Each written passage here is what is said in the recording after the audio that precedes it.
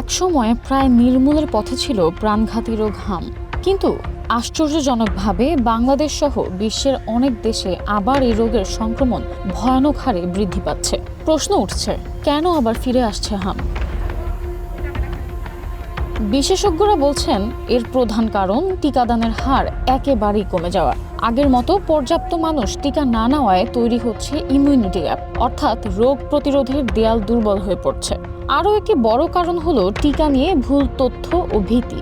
সামাজিক মাধ্যমে ছড়িয়ে পড়া বিভ্রান্তিকর তথ্য অনেক মানুষকে টিকা নিতে নিরুৎসাহিত করছে।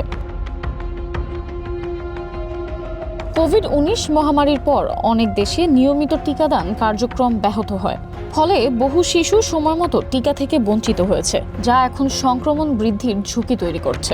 এছাড়া আন্তর্জাতিক ভ্রমণ বাড়ার কারণে এক দেশ থেকে আরেক দেশে সহজেই ভাইরাস ছড়িয়ে পড়ছে। বিশেষজ্ঞদের মতে এই মুহূর্তে হাম প্রতিরোধে সবচেয়ে কার্যকর উপায় হলো সময়মতো টিকা গ্রহণ। না হলে এই নির্মূলের পথে থাকা রোগ পুরো বিশ্বজুড়ে আবারও বড় স্বাস্থ্য ঝুঁকি নিয়ে আসতে চলেছে। Samiha Majumdar, one digital desk.